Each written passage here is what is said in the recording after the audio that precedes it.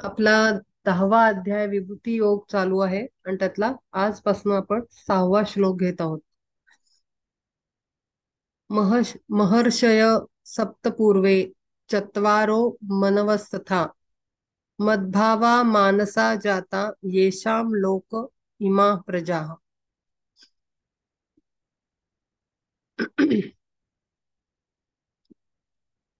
सर्वगुणी श्रेष्ठ ज्ञाते महर्षित सप्तर्षी विख्यात कश्यपादी. आता ते त्यांची विभूती सांगतात. विभूती म्हणजे मी कोणाकोणामध्ये प्रत्यक्षरित्या प्रेझेंट आहे, म्हणजे अवेलेबल आहे किंवा एनर्जी फॉर्म मध्ये प्रकट रूपात आहे, कशा कशांमध्ये मी आहे. असं तर सर्व परमात्म्याचं स्वरूप आहे किंवा परमात्म्याचा अंश असलेलंच आहे, पण प्रकट स्वरूपात त्यांचं अस्तित्व जाणवण्यासारखं अशी काही व्यक्तिमत्व आहेत आणि अशा काही गोष्टी आहेत जिथे प्रत्यक्ष तो हक्कानी सांगतोय परमात्मा श्रीकृष्ण की मी तिथे आहे किंवा मी या रूपात आहे. सर्व गुणी श्रेष्ठ ज्ञाते महर्षित सप्तर्षी विख्यात कश्यपादी. 14 म्हणूनतील मूळ मुख्य देव देख स्वयंभुवादिक चार म्हणू. सृष्टीचा व्यापार चालावा म्हणून झाले माझ्या मनी 11 आहे. पाहे स्वर्गाधिक लोकांची व्यवस्था नवतीच पार्था जिये वेळी. आणि त्रैलोक्यांचा मांड हा जो भला नवता मांडला तोही काही. म्हणजे सर्व सृष्टी स्थापन करण्यापूर्वीची स्थिती आणि त्यातल्या गोष्टी परमात्मा श्रीकृष्ण आपल्याबरोबर शेअर करतात. ती सृष्टी स्थापन करायची होती तेव्हा महत्वाच्या व्यक्ती कोण होत्या किंवा महत्वाच्या शक्ती कोण होत्या. जेव्हा पंचमहाभूतांचा समुदाय नवताच कार्यप्रवण तो, तेव्हा कश्यपादी सप्तमुनी भले आणि मनु झाले चारही ते. 7 आणि 4 11 असे 11 शक्ती स्वरूपात ते व्यक्त झालेले होते. 7 सप्तर्षी ऋषी, 7 ऋषी श्रेष्ठ विख्यात आणि 4 मनु. तयांनीच मग अष्टलोकपाल निर्मिले सकल इंद्रादिक. 8ही दिशांचे तया स्वामी केले तयांनी निर्मिले मग लोक.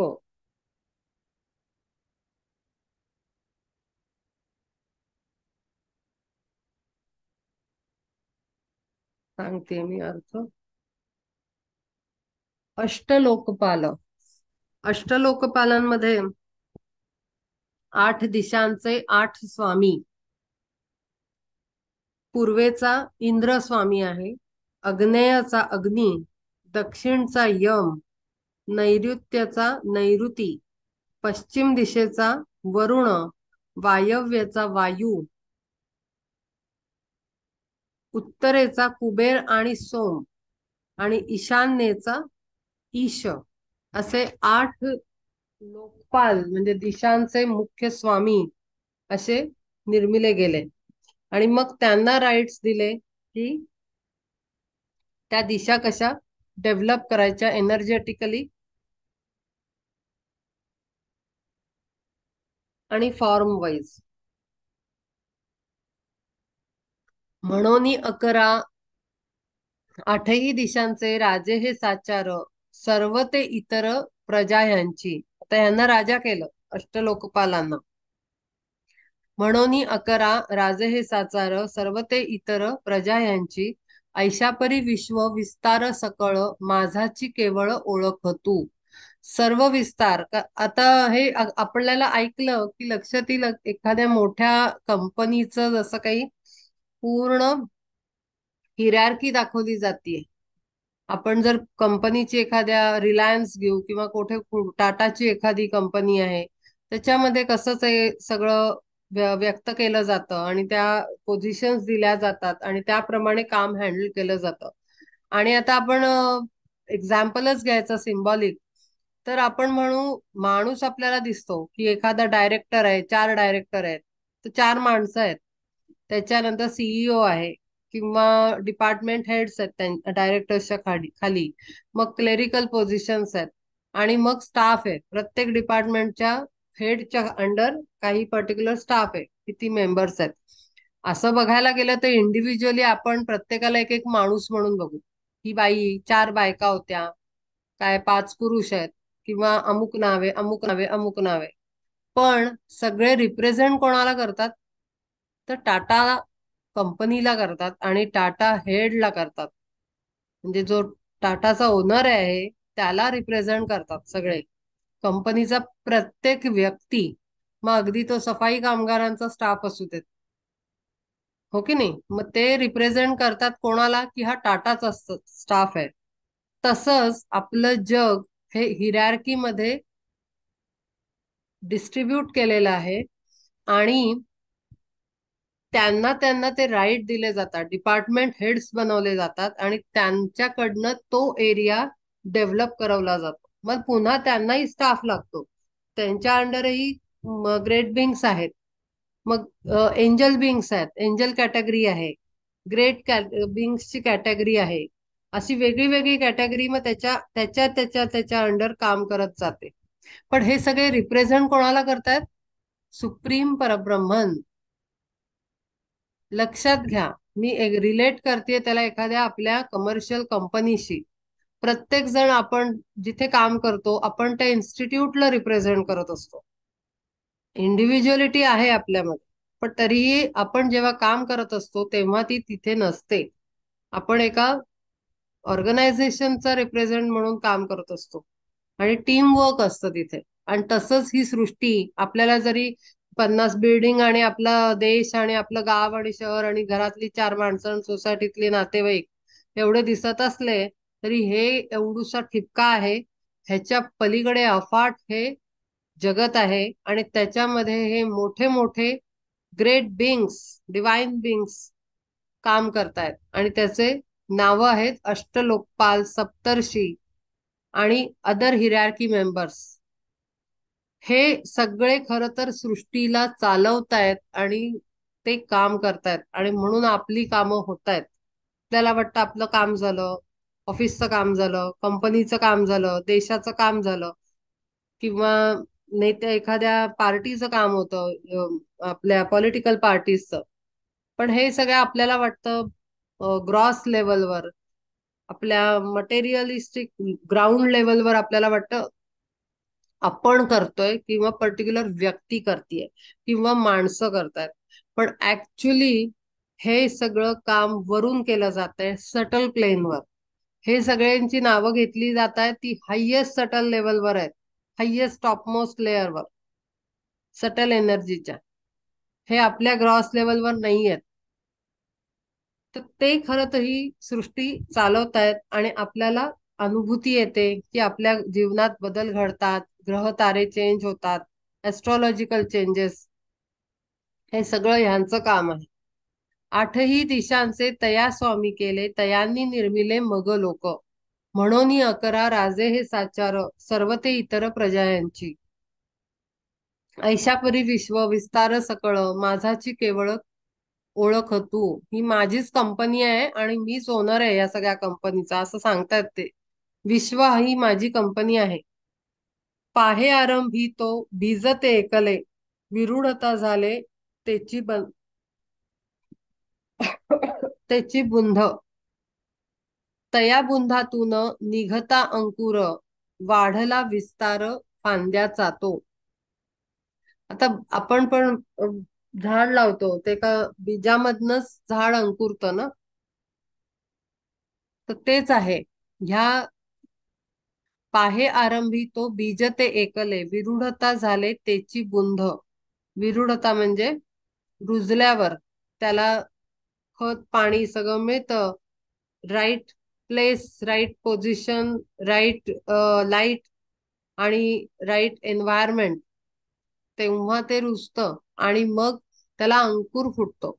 त्याची बुंध, तया बुंधातून निघला अंकुर, निघता अंकुर, वाढला विस्तार फांद्यांचा तो, तया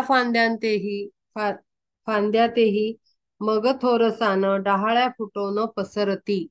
फुटे डहाळ्यांची पालवी कोवळी, पाने तीही भली कोवळीच. पालवी मधून मग फुल फळ, ते ऐसेची सकळ वृक्षत्व हे. परी पाहू जाता वृक्षाचा विस्तार, मूळ ते साचार बीज एक. तैसे मुळारंभी तत्व मी ऐकले, मग तेची व्याले मन लागी.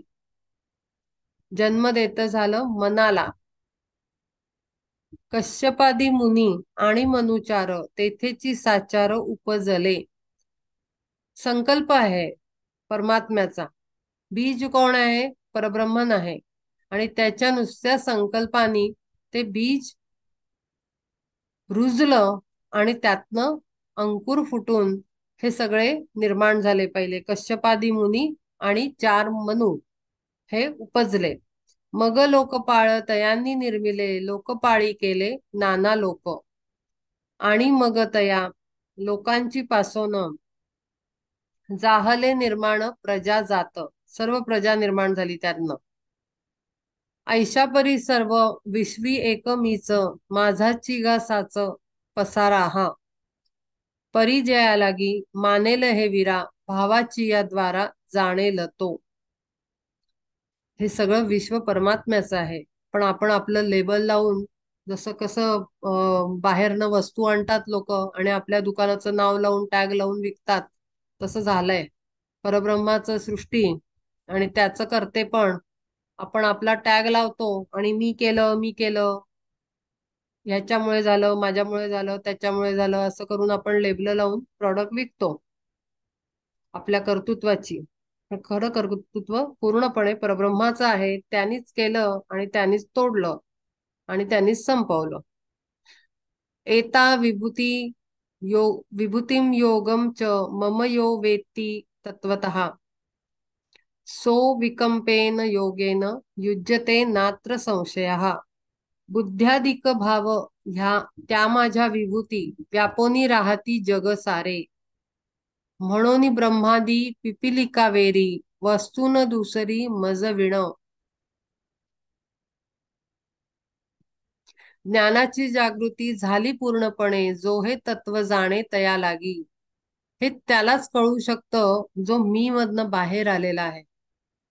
जागृती तेव्हाच येते जेव्हा ज्ञान, ऍक्च्युली ज्ञान म्हणजे काय? नॉलेज नाही, पुस्तकांचं, ग्रंथांचं आणि ह्याच्यातलं वेबसाईट, गुगल मधलं नॉलेज म्हणजे ज्ञान नाही.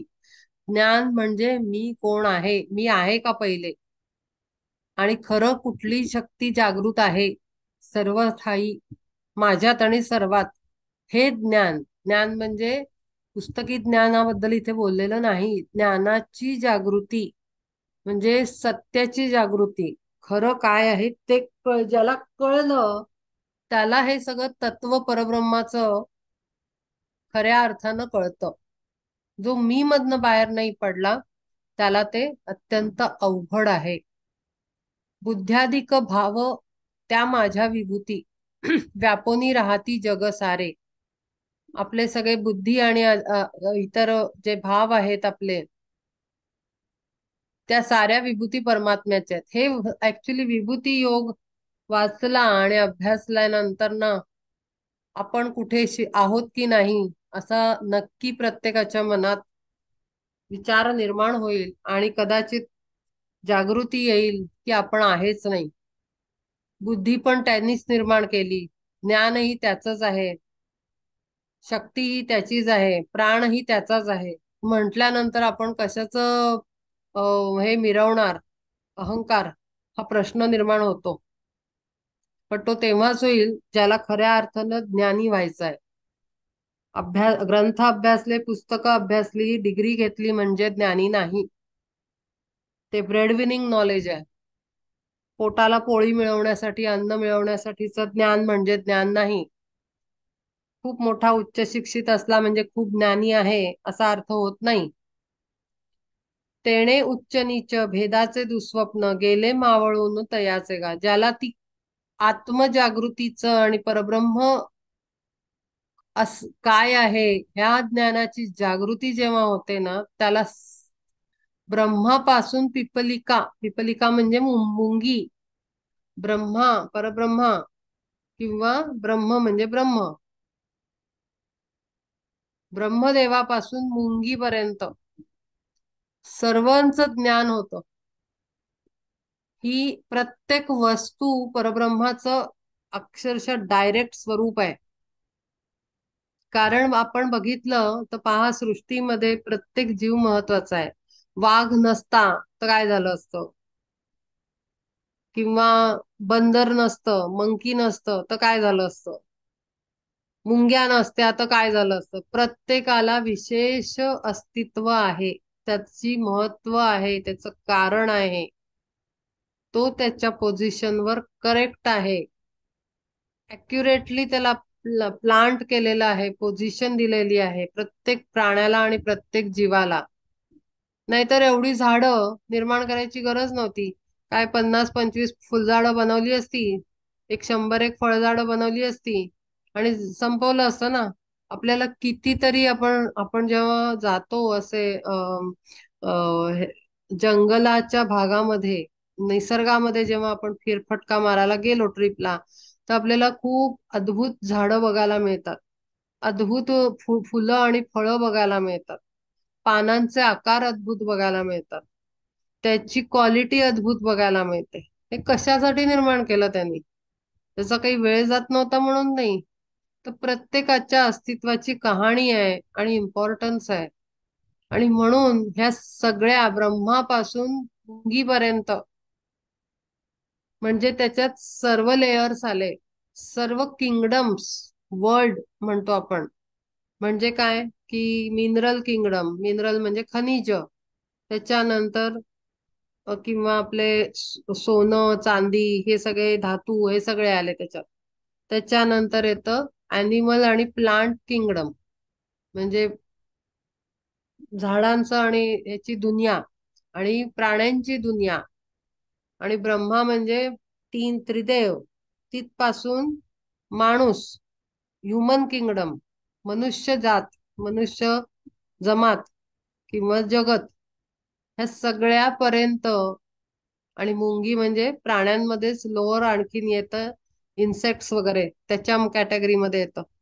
ते या सगळेचे सगळे परब्रह्माचा वस्तू न दुसरी मजविणं, सगळीकडे मीच आहे, दुसरं कोणी नाही, हे माझी क्रिएटिव्हिटी आहे, असं ते सांगतात. आणि ज्याला हे ज्ञानाची जागृती झाली ना पूर्ण, त्याला हे तत्व खऱ्या अर्थाने कळतं, परब्रह्म तत्व. आणि मग पुढे म्हणलंय त्यांनी, हे कळल्यानंतर तेणे उच्च नीच भेदाचे दुःस्वप्न गेले मावळून तयाचे गा. हा प्राणी आहे, हा कीटक आहे, ही बाई अशीच आहे, तो माणूस तसाच आहे, ह्याची ही जात आहे, हे सगळे भेद, उच्च आणि नीच, डावे उजवे, सगळे आपण भेद विसरून जातो. आणि तिथे एक शक्ती स्वरूप परब्रह्मनाची आपल्याला प्रेझेन्स फील होतो. आणि मग अनुभूती म्हणतो आपण, ती येते. आपण जोपर्यंत माणसाला माणसात बघतो, शरीरात बघतो, तोपर्यंत हे अनुभव येत नाहीत. आत्म्यानी एकरूप असल्याचा अनुभव यावा लागतो. आत्म्यानी एकरूप असल्यानंतर, माणूस समोर आल्यानंतर, माणसाच्या आतमध्ये काय चालू आहे हे आपोआप आपल्याला येऊन कळतं. नुसतं चेहरा बघितला, फोटो बघितला तरी त्याची अंतरस्थिती जाणवते, कळते, क्लिक होते. ते आहे वननेस, म्हणजे तुझा भाव संपणं, माझ्या तुमच्यातला तुझा भाव संपणं. समोर आलात की अंतरस्थिती कळते, काय प्रॉब्लेम आहे ते कळतं, दुःख काय आहे ते कळतं, दुखणं काय आहे ते कळतं, किंवा स्थिती, इंग्लिशमध्ये त्याला लेव्हल म्हणतात, सोलची लेव्हल, सोलची स्थिती, आत्मस्थिती, ती सुद्धा कळते की कोणत्या पायरीवर आहे. हे का कळतं? हे कळायला आपण इंट्युएशन असं खूप छानसं नाव देतो, पण ती इंट्युएशन नाही म्हणतायत. त्याला अर्थ असा लागतो की आपला आत्मा इतका सटल लेवलवर स्वच्छ झालेला आहे की त्याला तुरंत कनेक्शन फील होतं.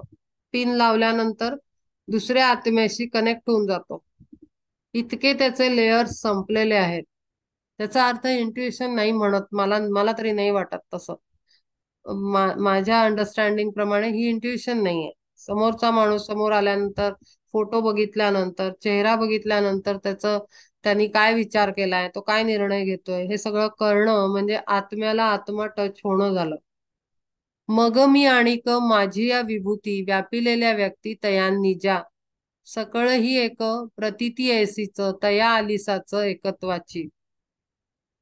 आता असा मी सर्वत्र व्याप्त आणि माझ्या अनेक इतर विभूती, माझी शक्ती ज्याच्यात व्यापलेली आहे अशा व्यक्ती, स्पेशली ज्या विजिबल आहेत त्यांच्या शक्ती, जसा अर्जुन आहे, व्यास आहेत, किंवा वेगळे वेगळे गुरु परंपरेतले लोक आहेत, ते दिसतात की अरे ही डायरेक्ट एनर्जी आहे. त्यांच्याबद्दल ते बोलतात. सकळ ही एक प्रतीती ऐसीच तया आलिसाच एकत्वाची. आणि ते आता गंमत सांगते, ह्या विभूती ते सांगतायत, ह्याला आपण आपल्याशी रिलेट करू शकतो. आता शस्त्रधाऱ्यांमधला अर्जुन, मग अर्जुन एकच परब्रह्माचं स्वरूप आहे का डायरेक्ट परमात्मा श्रीकृष्णाचं? मग आपण काय आहोत, आपली काय अवस्था आहे?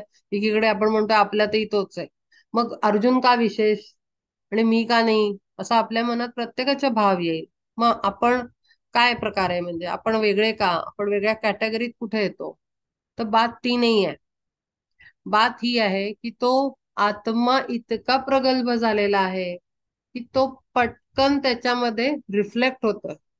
म्हणजे आपण एखादा चंद्राचं प्रतिबिंब आपण पाण्यात बघतो तर आपल्याला चंद्रच दिसतो. तसं आपल्या हृदयात ते परब्रह्मन एनर्जी डायरेक्ट रिफ्लेक्ट झाली पाहिजे आणि तिसऱ्याला त्याची अनुभूती आली पाहिजे की अरे नाही, ह्याच्यामध्ये काहीतरी विशेष व्यक्तिमत्वात एखादी शक्ती आहे आणि ती परब्रह्म शक्ती आहे, हे तिसऱ्याला जाणवलं पाहिजे. म्हणजे आपलं परमात्म्याचं प्रतिबिंब आपल्यात जेव्हा दिसायला लागतं ना, तेव्हा आपणही त्याची विभूती बनतो. हे मी पुढे जाऊन सांगतेय. तर पुढे त्यांनी बरंच सांगितलेलं आहे की गायींमध्ये ती कपिला गाय का काहीतरी असं रेफरन्स दिलेला आहे. आणि प्रत्येकातली एक एक विभूती सांगितली आहे त्यांनी की त्यांचं व्यक्तिमत्व कोणाकोणात प्रत्यक्षरित्या आहे. पण मी पुढे जाऊन सांगतेय की हे तेवढंच नाही आहे, मग ते ह्याच्यात हे झालं, आम्हाला विभूती योग कळला, असं नाही. ती विभूती आपल्यामध्ये पण आहे, पण ती प्राकट्य कसं करीन ह्याचा प्रयत्न आपण केला पाहिजे विभूती योगाच्या अभ्यासातनं. नुसता ग्रंथ वाचला आणि चॅप्टर अभ्यास केला म्हणजे आणि चार नावं कळली, आम्हाला विभूती योग कळला, असं आपण म्हणू शकत नाही. आपण हा हट्ट धरायचा, प्रयत्न करायचा की तो परमात्मा श्रीकृष्ण माझ्यातही आहे आणि मीही त्याची विभूतीचं एक व्यक्तिमत्व आहे, असा मी काम करीन. हे कोणासाठी करायचं आणि लोकांसाठी नाही, स्वतःच्या आत्म्याच्या उन्नतीसाठी, की तेवढं रिफ्लेक्शन. आणि आता एक गंमत सांगते, मगाशी एक्झाम्पल दिलं मी की चंद्राचं प्रतिबिंब पाण्यात पडतं तेव्हा पाण्यात चंद्र आहे हे आपल्याला दिसतं, पूर्ण चंद्र. पण आता ते चंद्राचं प्रतिबिंब तेव्हाच पडतं जेव्हा मध्ये काहीही लेयर्स किंवा हर्डल्स नसतात. समोर जर क्लाउड आले तर चंद्राचं प्रतिबिंब पडत नाही, पडू शकत नाही, कारण मध्ये क्लाउड्स आले. मग आता आपलं प्रतिबिंब परमात्म्याचं आपल्यात दिसण्यासाठी आपल्याला मधले क्लाउड्स रिमूव्ह करावे लागतील. ते क्लाउड कोणते आहेत? ते क्लाउड्स आहेत निगेटिव्ह थॉट अँड इमोशन्सचे. ते लेयर्स, ते आपलं व्यक्तिमत्व झाकोळून टाकणाऱ्या एनर्जीज, त्या दूर सारल्या की आपण चंद्राप्रमाणे दिव्य किंवा सूर्याप्रमाणे तळपते असा आपला आत्मा ग्लो करायला लागतो. आणि मग तिसऱ्या माणसाला, चौथ्या माणसाला जो आपल्याला बघतो त्याला अननोईंगली असं फील होतं की या व्यक्तीमध्ये काहीतरी वेगळी पॉवर आहे किंवा वेगळं काहीतरी आहे. त्यांना ते कळत नसतं, पण त्यांना ते काहीतरी वेगळं स्वरूप जाणवतं. की हे सगळ्यांसारखी ही व्यक्ती नाहीये. आपल्याला गुरुही जाणवतात ना. मग आपण म्हणतो हे ह्यांचं स्वरूप आहे. आमचे गुरु दत्तांचं स्वरूप होते, आमचे गुरु हे होते, आमचे गुरु ते होते. आपण म्हणतो म्हणजे काय? तर त्यांच्यात ते रिफ्लेक्शन डायरेक्ट आलेलं आहे परब्रह्माचं. तिथे क्लाउड्स नाही आहेत. आय मी मायसेल्फ मुळे क्रिएट झालेले. ते थॉट इमोशन्सचे निगेटिव्ह म्हणजे मी या व्यक्तिमत्वातनं निर्माण होणाऱ्या विचारांचे क्लाउड्स, ढग, तिथे लेयर्स नसतात. आणि म्हणून डायरेक्ट परमात्म्याचं प्रतिबिंब त्याच्या हृदयात आपल्याला दिसतं आत्मस्वरूपात. आणि ती एनर्जी विभूती त्या व्यक्तीमध्ये जाणवते आपल्याला. हायर एनर्जीची प्रेझेन्स आपल्याला जाणवते. तर ते क्लाउड्स आपल्याला हटवायचे आहेत आणि त्या पॉइंट ऑफ व्ह्यूनी विभूती योगाचा अभ्यास करायचा आहे की आपल्यातले क्लाउड्स हटले पाहिजेत. मग ते क्लाउड्स कुठे असतात ते मी अनेकदा सांगितलंय. मेंटल बॉडी, इमोशनल बॉडी मध्ये आपल्या विचारांचे क्लाउड्स असतात. ते दिव्य दृष्टी असलेल्या क्लिअर वॉयन्स म्हणतात त्याला.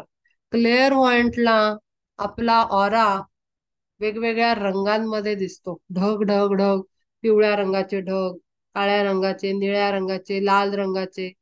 तर ते रंगांना अर्थ आहेत आणि त्याचे अर्थावर्ण आपल्या क्लिअरवॉयंट म्हणजे दिव्य दृष्टी असलेल्या गुरूंना व्यक्ती समोर आली की कळतं. त्या धब्यांमुळे, धब्बे म्हणजे ढग, आपल्या ऑरामध्ये दिसतात आणि लक्षात येतं की काय लेवलची व्यक्ती आहे, दिवसभर काय करत असते. म्हणजे दुष्ट दुष्ट प्रवृत्ती, त्याच्यानंतर जेलसी किंवा अँगर एनर्जी किंवा दुःखी, सॅडनेस किंवा सेल्फलेस ॲटिट्यूड, दुसऱ्याला मदत करणं किंवा जे काय असेल सेल्फलेस म्हणजे मीला बाजूला ठेवून केवळ अंतर सुखासाठी म्हणा किंवा समाधानासाठी काम करणं, सेल्फलेस होऊन. किंवा ज्ञानाचा रंग पण आहे. तर हे सगळे रंग आपल्या ऑरामध्ये म्हणजे मेंटल इमोशनल बॉडीच्या ऑरामध्ये गुरूंसारख्या क्लिअर ना ते दिसतात. आणि ते आहेत ते क्लाउड ज्याचा मी बोलतीये.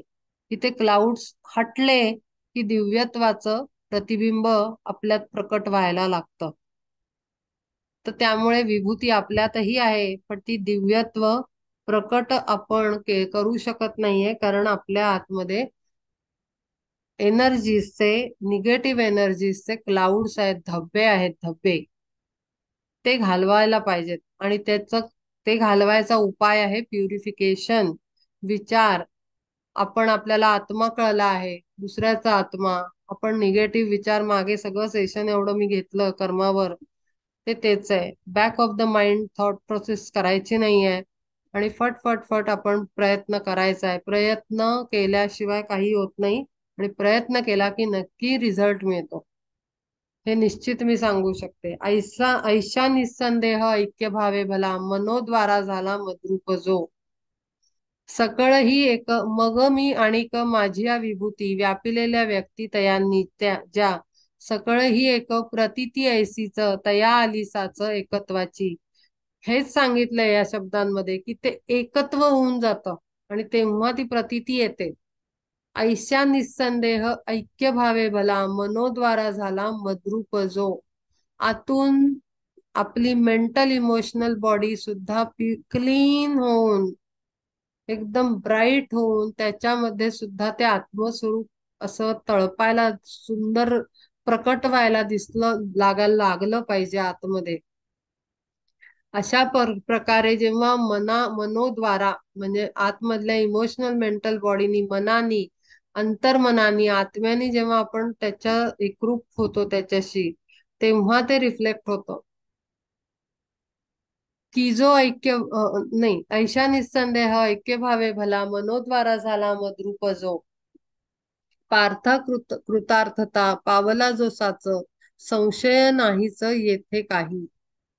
की जो ऐक्य भावे मज भजे कोणी तयाच्या भजनी मीच नांदे. मी बोलले आणि ते सांगितलं इथे की त्यांनी नुसत्या विभूती नाही सांगितल्यात की ह्याच्यात आहे, ह्याच्यात आहे, हा माझं स्वरूप आहे, तो माझं एवढंच नाही. ते म्हणतायत परमात्मा श्रीकृष्ण म्हणतायत की असा कोणीही बनू शकतो माझी विभूती, जो ऐक्य भावे माझ्याशी एकरूप होऊन जातो, मनानी पूर्ण एक भाव होऊन जातो, पूर्ण सतत मला स्मरण करत असतो आणि तिथे माझाच प्रेझेन्स असतो. मला राग आला, मला हे असं वाटलं, मला हे नाही आवडलं, हे तिथे काहीही नाही. हे एकदम होत नाही बरं, मी हेही सांगते. ही स्थिती एकदम अचानक होत नाही, खूप पटकन होत नाही. पूर्वजन्मांमध्ये काम झालं असेल तर निश्चित होते. कदाचित आपण ताला उघडायला आणि ती उघडायला, किल्ली फिरवायला ती एकच वेळ येते.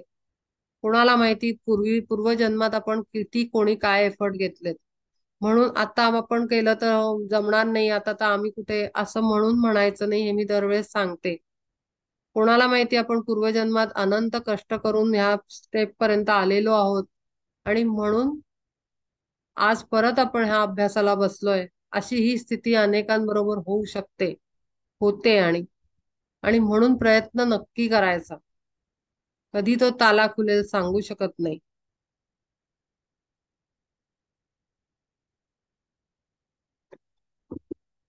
की जो ऐक्य भावे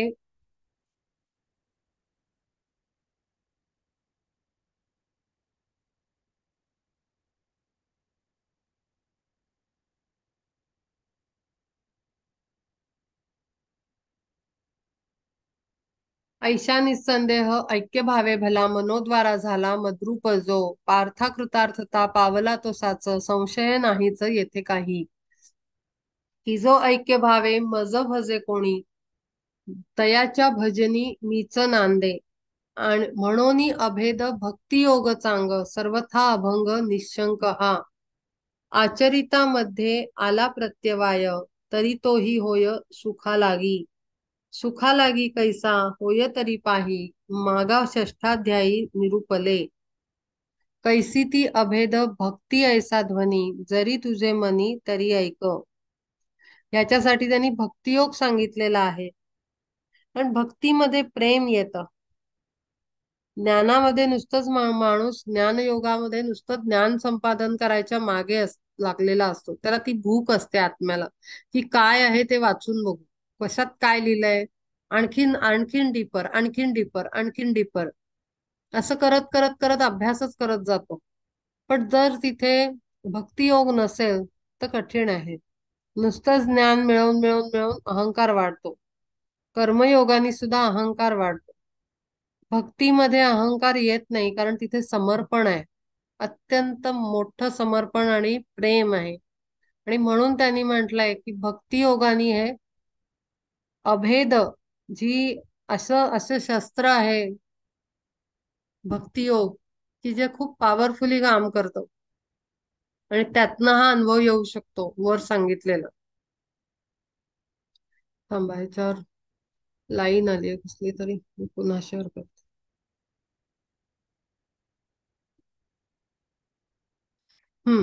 अहम सर्वस्य प्रभवो मत्तः सर्वं प्रवर्तते इति मत्वा भजन्ते मां बुधा भाव समन्विताः. सर्व जगालागी मीच जन्मदाता सर्वांसी पोषिता मीच एक. तरंगांचा जन्म जळा माझी होय जळची आश्रय तरंगासी. आणि सर्वा ठाई तया जळ एक जीवनही देख जळची हे. तैसा विश्वी एक मीच परिपूर्ण नाही मज विण तुझे काही. ओळखोनी ऐशा सर्व व्यापकाते मज भल तेथे भजती जे. सत्य प्रेम भावे चित्त प्रफुल्लित झाले अखंडित जयाचे गा. जैसा नभो रूप होऊनी नभात वायू अविरत खेळत असे. ऐशा परिदेश काळ वर्तमान सर्वही मानोन मद्रुपते. जगद्रूपा मज आत्मज्ञ ते भक्त भावे हृदयात साठवोनी. आता त्यांनी उदाहरण तरंगांचं दिलेलं आहे. आता तळ्यामध्ये जे तरंग उठतात, एखादा दगड टाकला किंवा हवेनी सुद्धा तरंग उठतात पाण्यावर, हवा जर चांगली जोरात वाहत असेल तर. तर तरंगांचा जन्म पाण्यात होतो आणि तरंगांमध्ये पण पाणी आहे आणि पाण्यात तरंग आहेत. म्हणजे काय, ते एक पाणी स्वरूपच आहे ना ते, त्याचं वेगळं अस्तित्व नाहीये. तसं सर्व सृष्टीमध्ये परब्रह्माशिवाय दुसरं काहीही नाहीये भरलेलं.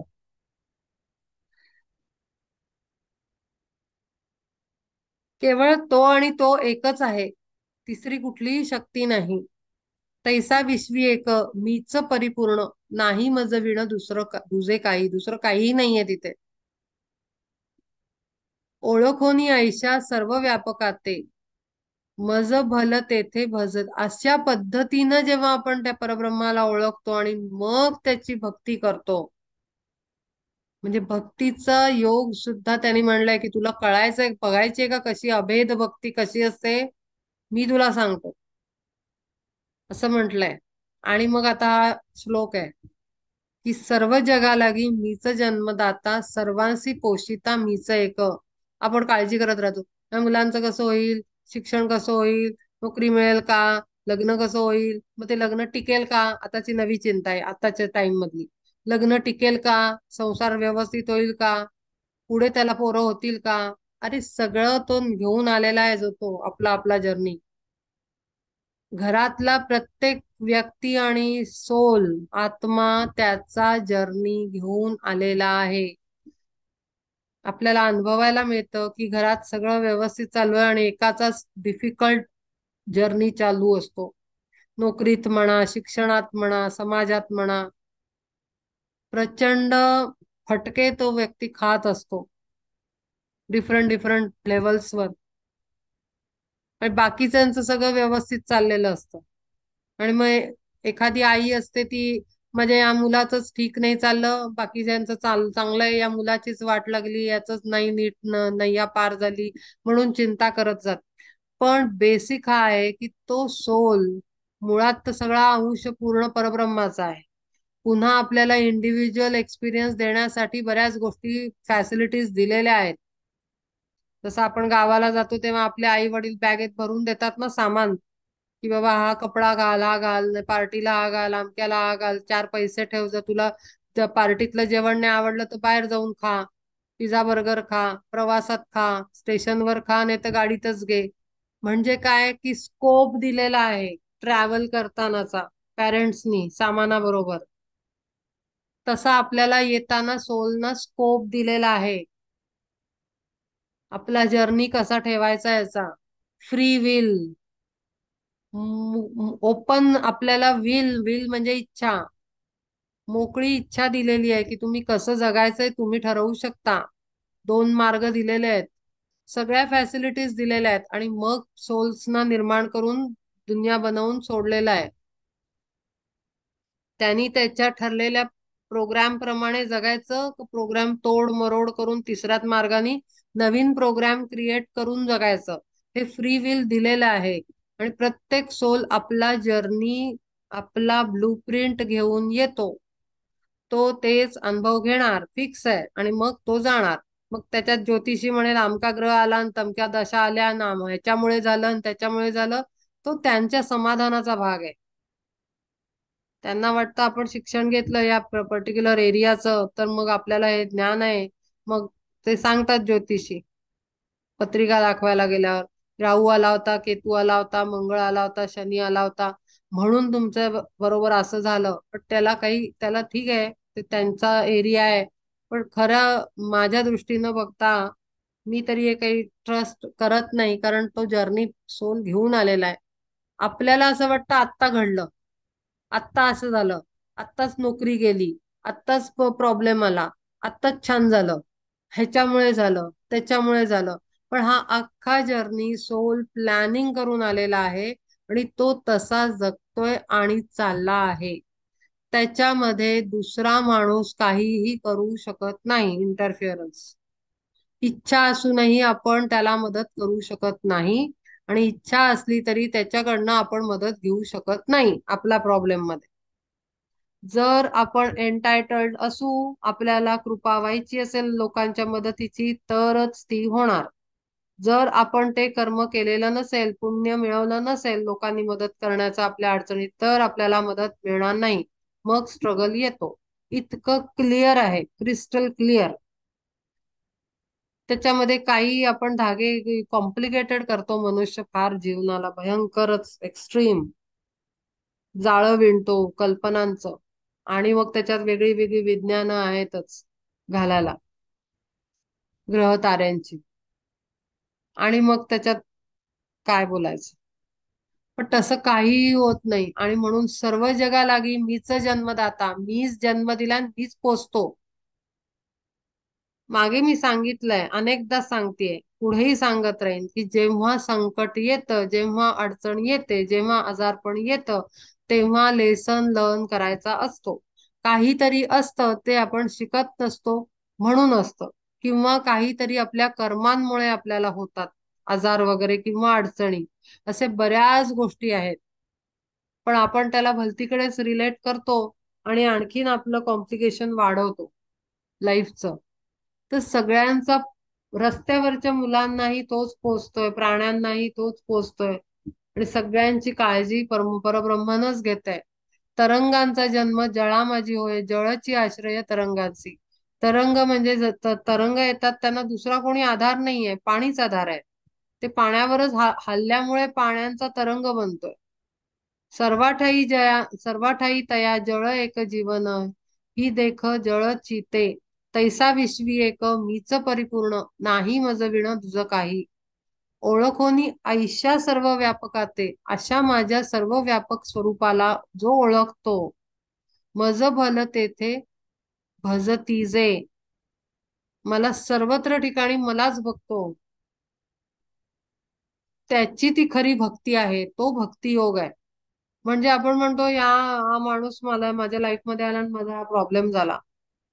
मला प्रमोशन मिळणार होतं, अमुक व्यक्ती आली आणि त्याला मिळालं, त्यांनी केलं. ऍडमिशन मिळणार होती, अमक्यानी वशिला लावला म्हणून माझं माझं राहिलं. आपण हे जे काही ब्लेम करत असतो ना, की ह्या व्यक्तीमुळे आपलं गडबड झाली. पण आपल्या म्हणजे माझं तरी मत असं आहे, अगदी स्पष्ट, माझ्या जीवनाच्या अख्ख्या अनुभवांवरनं मी थँक्यू सो मच म्हणते. चला बरं झालं तुम्ही मध्ये आलात, माझं अमुक अमुक निपटलं सगळं. मी अमुक गोष्ट शिकले, तुम्ही मध्ये आलात, माझं काम अडलं. खूप छान झालं, मला पटकन कळलं की अरे अरे, इथे कुठेतरी विकनेस आपला एरिया येतो होता, त्याला मी करेक्ट केलं. Thank you so much. आपल्या आपल्या शत्रूला, आपला आपला मार्ग अडवणाऱ्याला आपण ऑलवेज ग्रेटफुल राहिलं पाहिजे.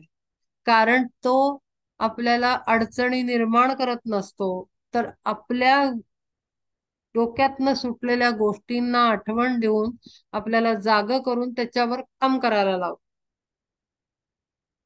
म्हणजे कसं होतं, आता कंपन्यांमध्ये आपल्याला प्रमोशन मिळणार असतं, किंवा कुठेही मार्क, स्कूल लेवलवर, कॉलेज लेवलवर आपल्याला वाटतं अरे हा पुढे पुढे करतो म्हणून याला मिळतंय.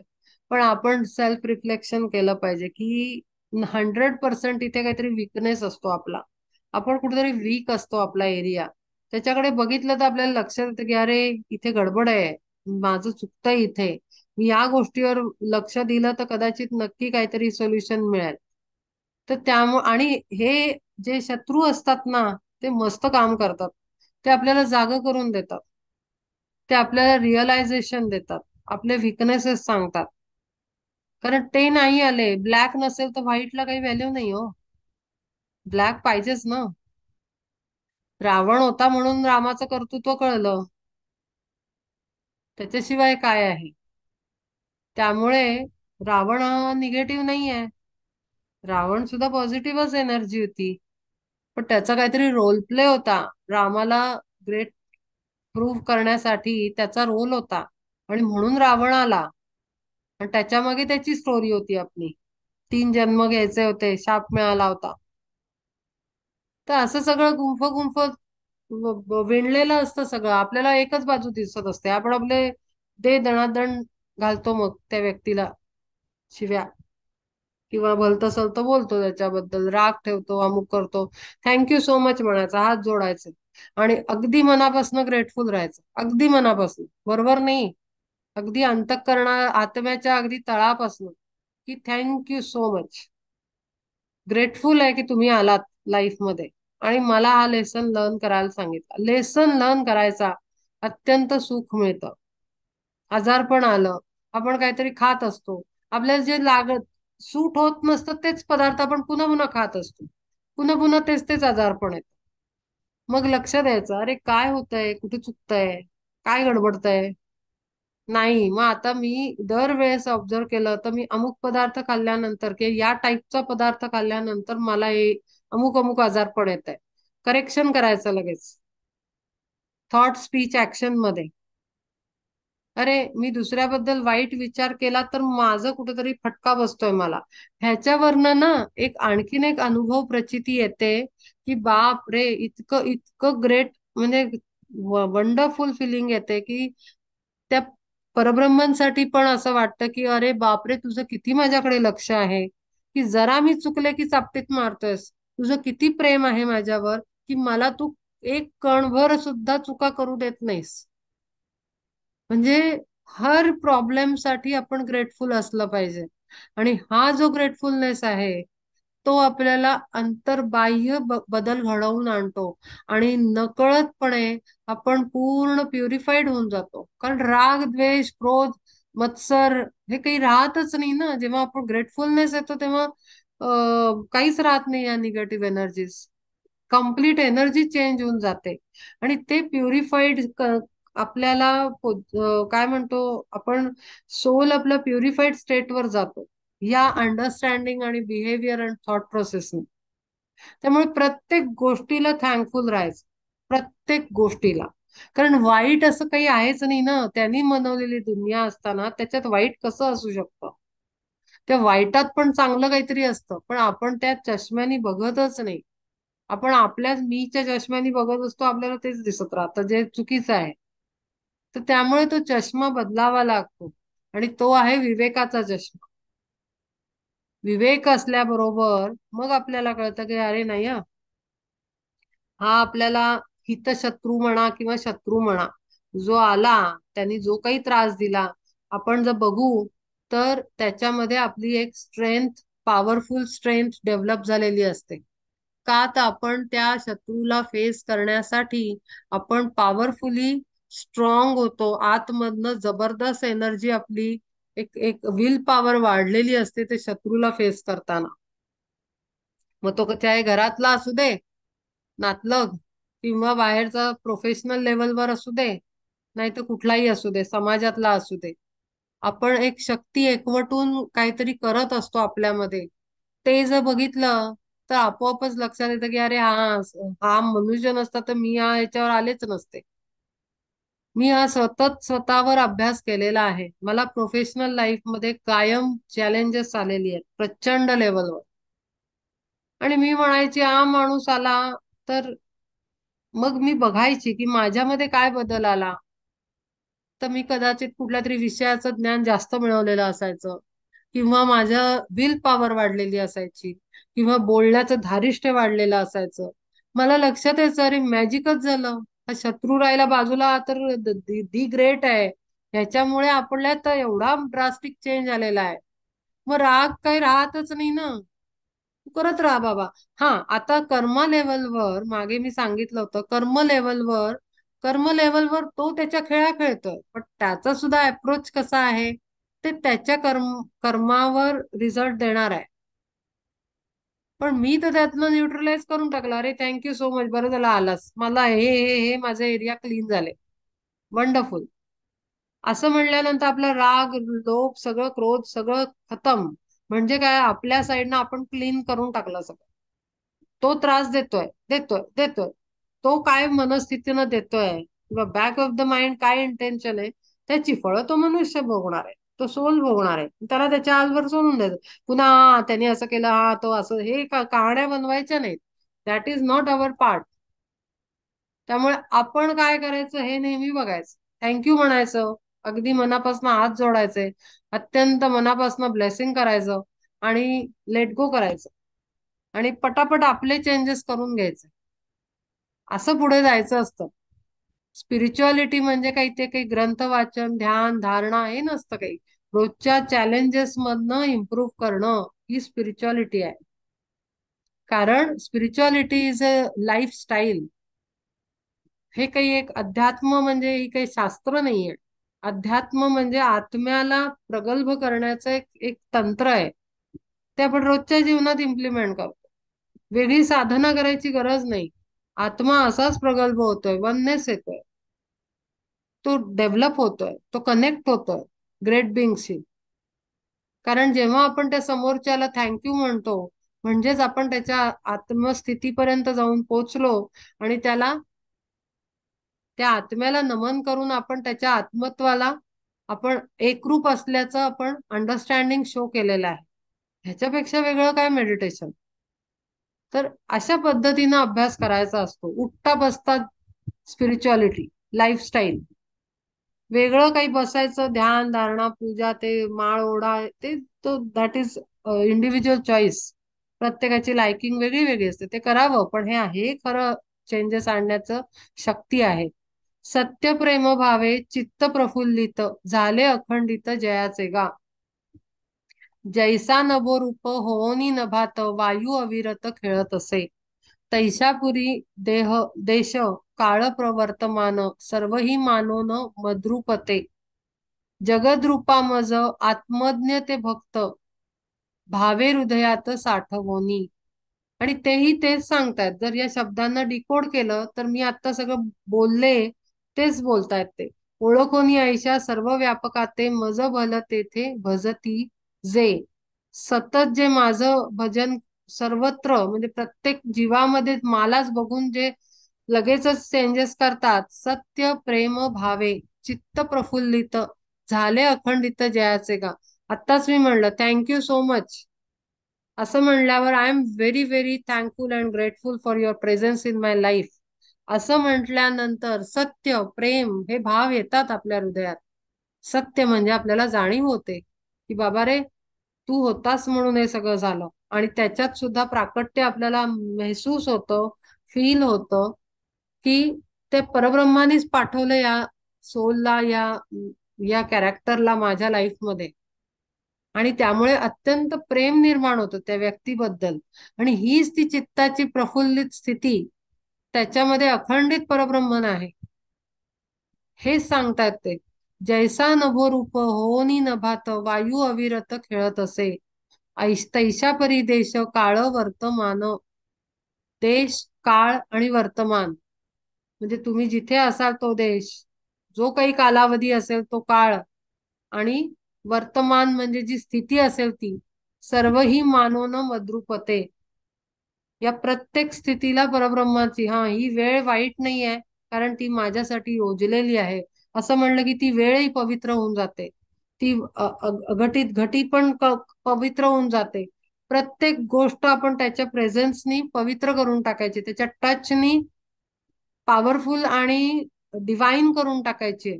प्रत्येक गोष्टीला परब्रह्माचा टच देऊन, मद्रूप करून, म्हणजे ते सांगतायत त्यांच्याशी एकरूप करून आपण त्या गोष्टीला काय म्हणतो आपण, पवित्र करायचं आणि मग अनुभवायचं.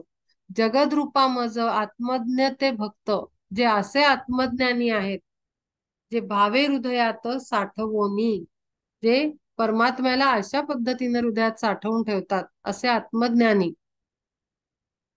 त्रैलोक्या माझारी सुखे निरंतर करीती विहार पंडुसुता.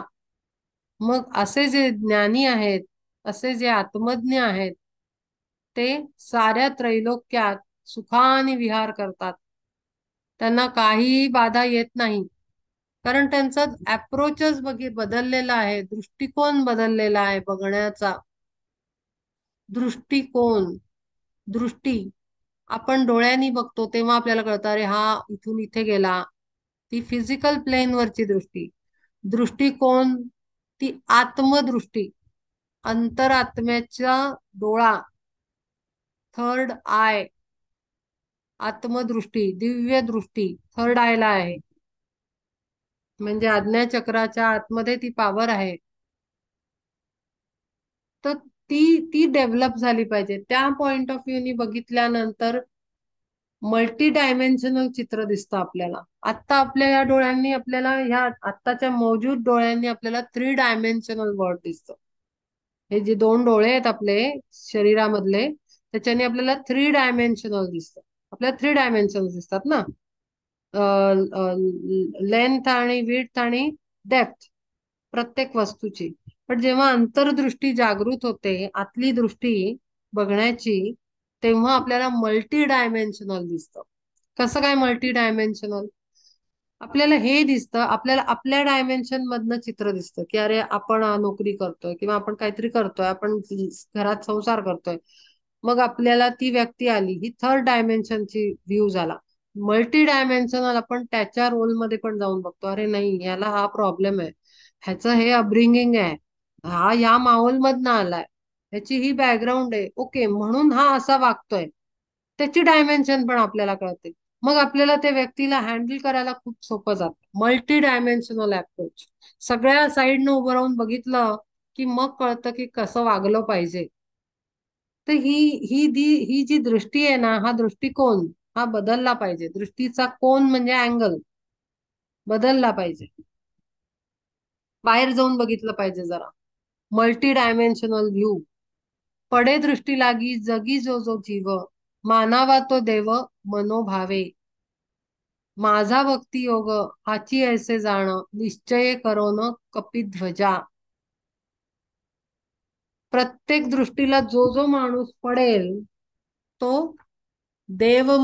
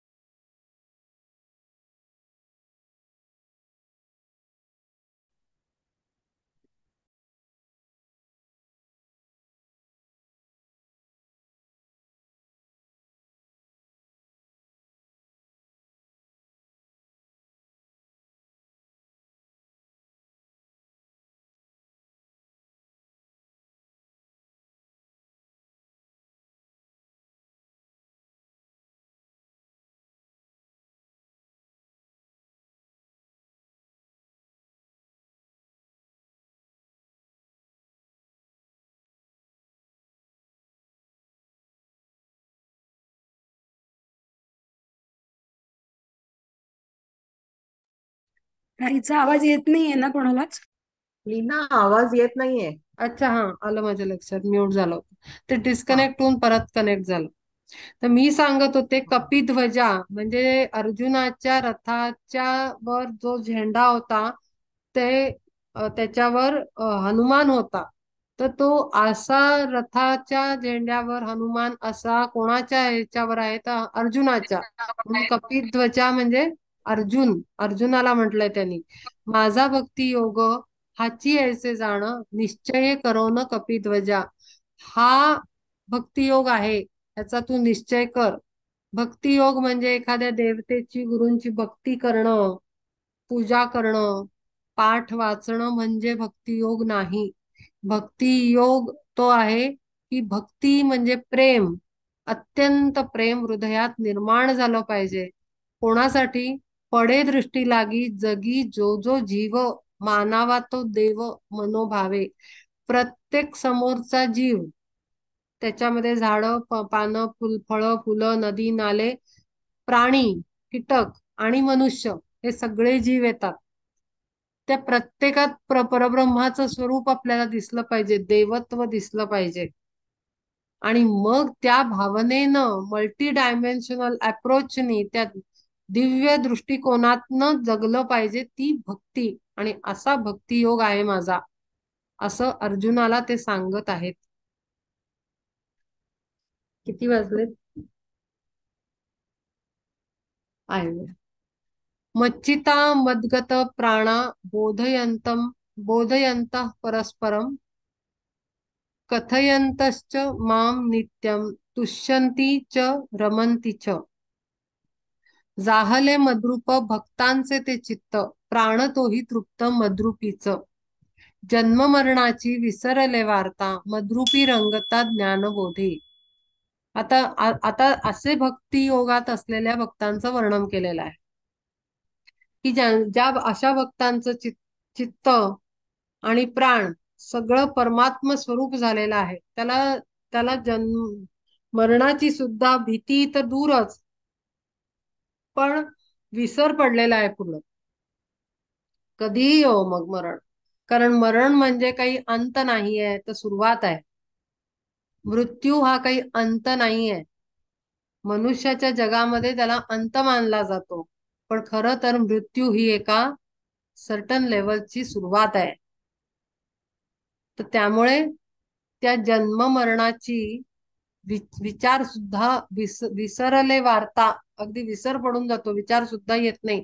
जेव्हा मद्रूपी रंगता ज्ञानबोधे, अशा माझ्या आत्मस्वरूपात परमात्म स्वरूपाचं ज्ञान झालेला, बोध झालेला ज्ञानी आणि भक्तीमध्ये रंगलेला ज्ञानी जन्म मरणाची वार्ता सुद्धा विसरून जातो. मी आलो, मी चाललो, मी मरणार, मला वेदना होणार, काही फरक पडत नाही. कारण ती एक नवीन सुरुवात आहे.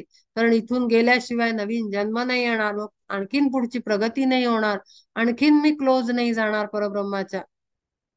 जोपर्यंत पायऱ्या आपण चढत नाही तोपर्यंत वरच्या मजल्यावर पोचत नाही ना. एकाच पायरीवर थांबून राहायचं नाही. पुढची पायरी आहे ना, मग एक पायरी संपली म्हणून आपण दुःख नाही करत, अरे अरे अरे माझी पहिली पायरी सोडून चाललो मी. आपल्याला 5व्या मजल्यावर जायचं तर पायऱ्या तर सोडल्या पाहिजेत ना.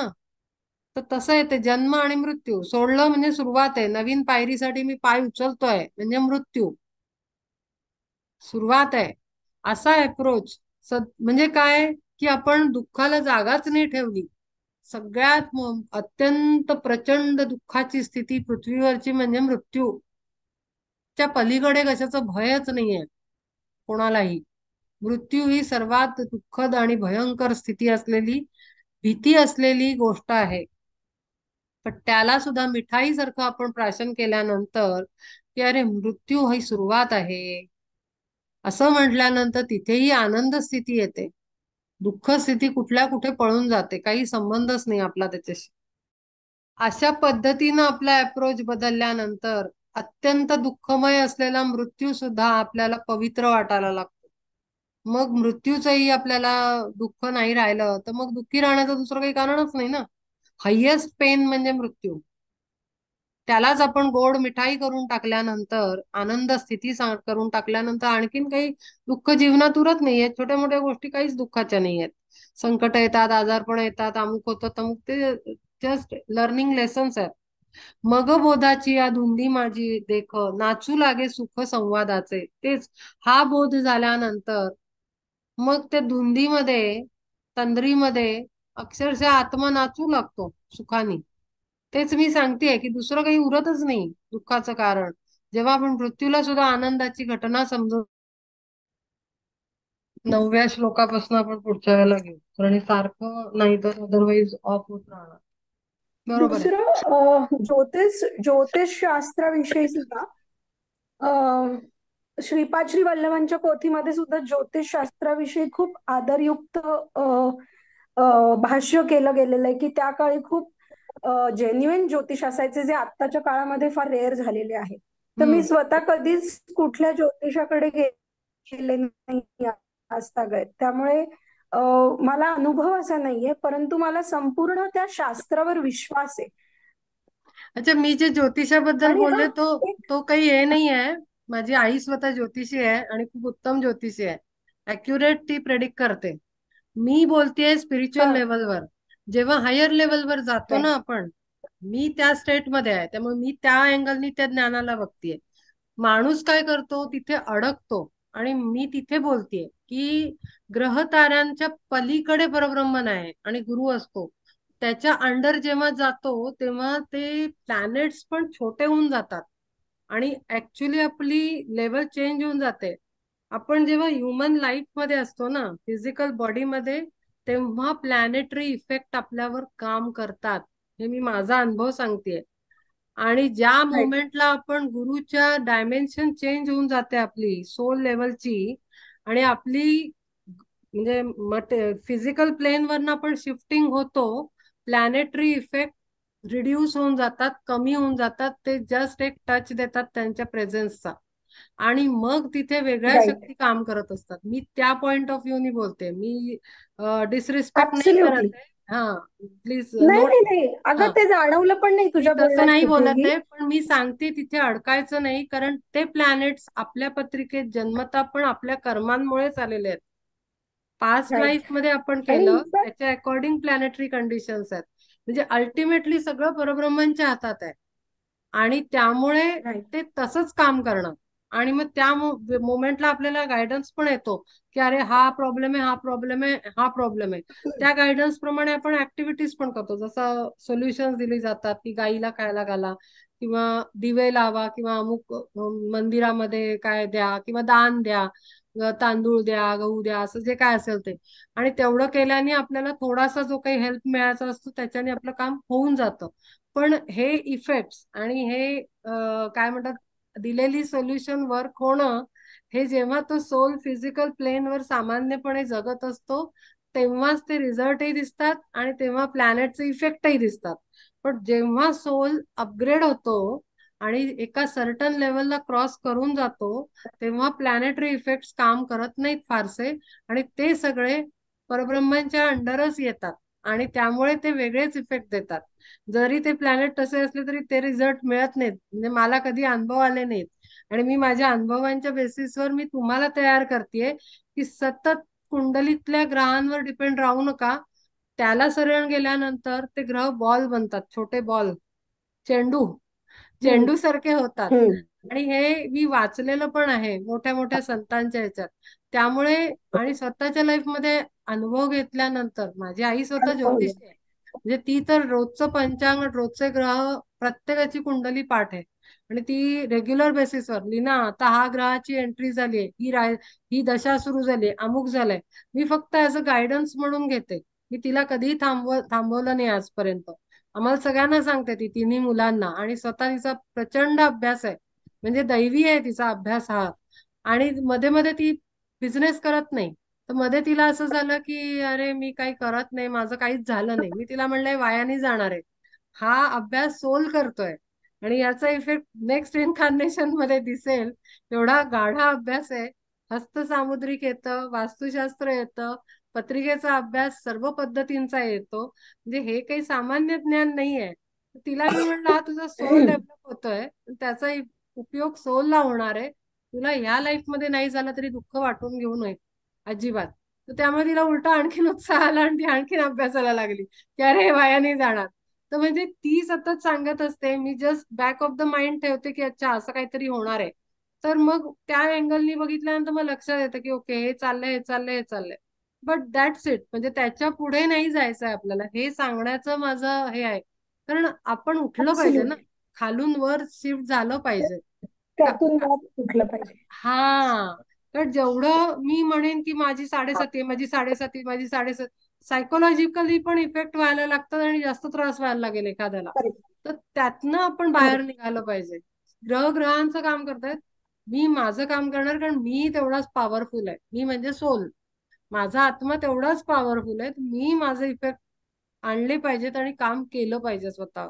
ह्यासाठी मी हे सांगितलं की त्याच्यामध्ये अडकायचं नाहीये आपल्याला. हे मी माझं क्लॅरिफिकेशन दिलं, कारण काहीतरी गैरसमज होऊ शकतो बिलकुल. की मी शास्त्राला नाकारतीये. शास्त्र दी ग्रेट शास्त्र आहेत, ती वेदांमधनं आलेली आहेत. ती काय कोणी एकाने निर्माण नाही केलेली.